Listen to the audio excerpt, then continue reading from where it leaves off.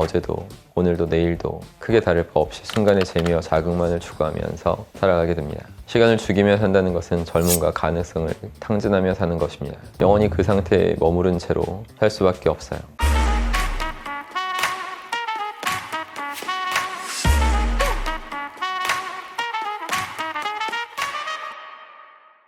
안녕하십니까, 여러분의 심리 멘토 박쌤입니다. 인생은 매우 짧고 그 중에서 조용한 시간은 얼마 안 되므로 그 시간을 가치 없는 책을 읽는데 낭비하지 말아야 된다. 19세기 영국의 문학평론학자이면서 사상가였던 존 러스킨이 남긴 말입니다. 존 러스킨은 누구보다 독서의 중요성을 알았고 특히 조용히 집중하는 시간이 삶에서 매우 중요하다는 것을 알았던 사람일 거예요. 독서가 중요하다는 사실은 여러분들도 다 아는 사실이겠지만 실제로 시간 낭비를 최소한으로 한 채 살아가는 사람은 극히 드물죠. 시간은 누구에게나 동일하게 주어지는 것입니다.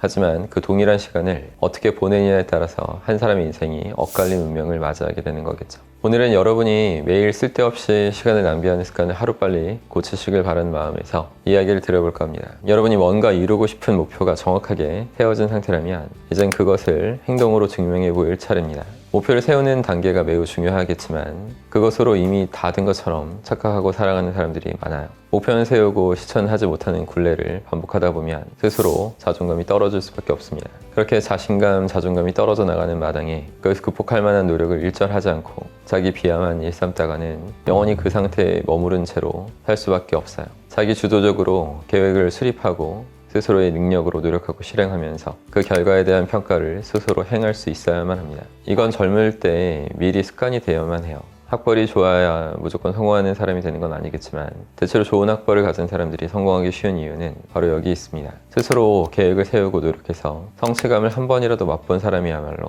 자신감을 갖고 새로운 목표와 계획을 설정할 수 있습니다. 이전에 실패했다면 거기에 대해서도 무엇이 잘 됐고 무엇이 부족했는지 스스로 객관적인 평가를 내릴 수 있겠죠. 그런 훈련이 잘 된 사람이야말로 남들보다 시간을 허투루 쓰지 않고 더 빨리 성공에 이르는 비결을 자체적으로 터득할 수 있게 됩니다. 요약하자면 시간 관리 능력을 빨리 깨친 사람이 빠르게 성공한다는 겁니다. 이런 사람들은 깨어있는 시간을 최대한 효율적으로 활용하는 데 뛰어난 능력을 보입니다. 목표라 하는 것을 달성하기 위해서 남은 시간이 적다면 그만큼 불필요하게 낭비되는 시간을 완전히 없애야 하는 것은 당연한 것입니다. TV 시청이나 스마트폰을 들여다보는 시간은 잠깐으로 충분해요. TV나 스마트폰을 볼 때도 무엇을 보느냐에 따라 또 다르겠죠. 하지만 대다수는 쓸데없는 영상, 가십거리를 읽고 보는데 허망하게 시간을 보낼 겁니다. 그리고 또 한 가지 주의할 점은 수업이나 강의를 듣는 시간을 공부 시간 혹은 자기 개발 시간에 포함하지 말아야 된다는 거예요. 수업이나 강의를 듣는 행위는 내 발전을 위해 도움을 주는 하나의 수단에 불과합니다.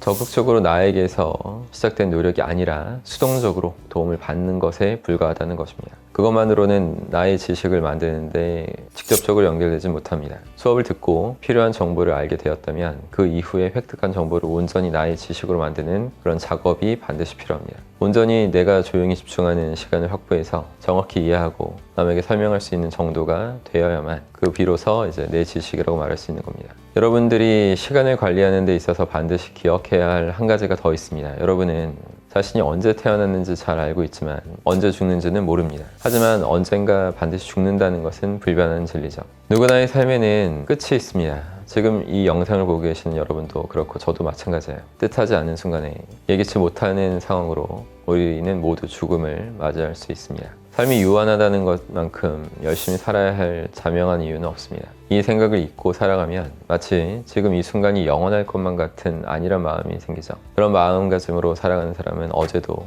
오늘도 내일도 크게 다를 바 없이 순간의 재미와 자극만을 추구하면서 살아가게 됩니다. 남은 것은 아무것도 없고 의미 있는 목표 하나 이루지 못한 상태로 죽음 앞에서 후회를 하게 될 텐데 그걸 바라며 살아가는 사람은 아무도 없겠죠. 시간을 죽이며 산다는 것은 젊음과 가능성을 탕진하며 사는 것입니다. 죽음을 가까이 느껴보지 않은 사람일지라도 수시로 죽음을 상기하고 나는 유한한 존재라는 그런 사실을 떠올리는 사람은 인생의 가치를 부여하면서 살아갈 수 있습니다. 가끔 목적의식 없이 살아가는 젊은 내담자분들에게 저의 가상의 죽음을 체험할 수 있도록 그런 최면을 유도하는 경우가 있어요. 바로 이 경우의 맥락도 비슷하죠. 여러분이 스스로 유한한 존재라는 그런 점을 강렬하게 깨닫도록 하기 위함입니다.